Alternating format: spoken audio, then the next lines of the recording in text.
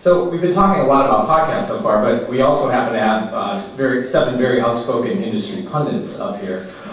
And to try to keep things positive, I'm interested in what you guys think the best industry trend right now that you're seeing. Because I know we raised our hands about the event comics and how we're all exhausted and so forth, but what do you see that's working right now that's good for comics in the future? More collected editions. Books in bookstores, because they reach a much huger audience than the comic stores ever will. So, you know, original graphic novels, cheap trade paperbacks, all that stuff is very, very important. That's what I think that's the future of comics. I think the days are numbered, and it's all going to be books in a bookstore. I mean, it's funny because we get this fight last night at dinner. You know, we get this argument a lot because I love single issues. I love that. You'll always be able to go back to those long boxes. I know, I will, and trust me, and try to coordinate moving across country from New York to California and move 30 long boxes is no easy feat. But I think Brian is right. What I think is really interesting is we look at success by the number of comics that are sold as single issues in that top 300, but we don't see any reporting on how many Amazon selling or how many Barnes & Noble selling, how many Borders is selling, and that's going to be the real key. But I think on top of getting them in the hands of people, if you notice the best trend in the past, since we've been doing this in the past 5 years, has been a kind of return to quality. Because you can put as much as you want out there, if it's crap, nobody's going to buy it. And so you know, you can have 17 X titles, and if one of them's worth reading, then then the whole line's not worth anything. So it's got to be, you know, really good creators writing and drawing and making good comics. Borders is, I don't know if you guys saw this, I know Borders is doing the comic book store inside a store. Folks, that's the future. It's the LCSs. I love them. I go to my LCS every week.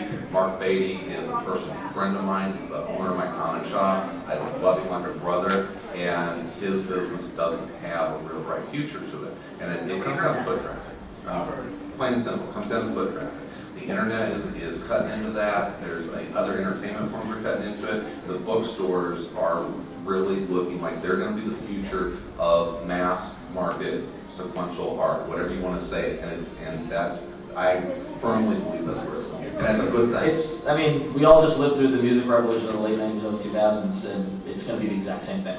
You're going to see the mom and pop stores starting to go under, unfortunately, which I hate because there's stores like Isotope here in San Francisco, Meltdown in LA, Rocket Ship in Brooklyn, that are just awesome stores, and I want them to live because I love that. But as soon as the big boxes start getting involved, you can see the smaller stores go, and then you see the internet cut in. And I know everybody kind of, you know, like the digital comics thing is a hot topic, and we don't know where that's going to play out. But you can't avoid that. It's when you can get rid of because paper is expensive. I'm sure Brian can attest to that. I mean, like I used to do print as well, and Chrissy worked in print and stuff like that. I mean, it's hard. It's to get to a point where if the moment somebody figures out how to really read a good comic on the iPhone, you're going to watch it explode. So. I think to sort of pick up on what he said. The other thing that goes along with that is that I think that it hasn't caught on to a huge, because most comics are still superhero comics, but I think that there's a lot more quality and diversity in the books you're reading. There's stories about other things than superheroes, and that was the one way you can get it. But you know, like Why the Last Man was a huge book, you know, and whether you like it or not, you know, and having stories like that, and in places like Vertigo and Oni and others who are escaping me.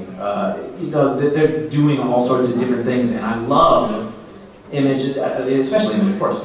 I love that there are books that you can give to people and recommend to people that challenge all the expectations of what it is. This doesn't read a comic book. I don't like superheroes. This is a story. It moves you like any movie or like any book you've ever read. And I think that when you want to talk about growing the whole base of everything and putting them in bookstores and having the collected editions, that's really important, and that's like one of the things that I think our video show we really concentrate on doing is just breaking down the stereotypes. And just like Matt's book was, sorry, I liked your book for that reason exactly. I was like, and we were just talking about like Andy Watson's book, and it's like Breakfast Afternoon. It's such it's just a story about people, and it's so personal, and like you can do that in comics really well, and people don't know it. And so one of the things we like to do is to make sure that, and I love that trend. I think in mainstream comics, the move to other media has been huge, especially DC doing the direct-to-DVD stuff, that they finally figured out that they should be making animated movies that aren't shit.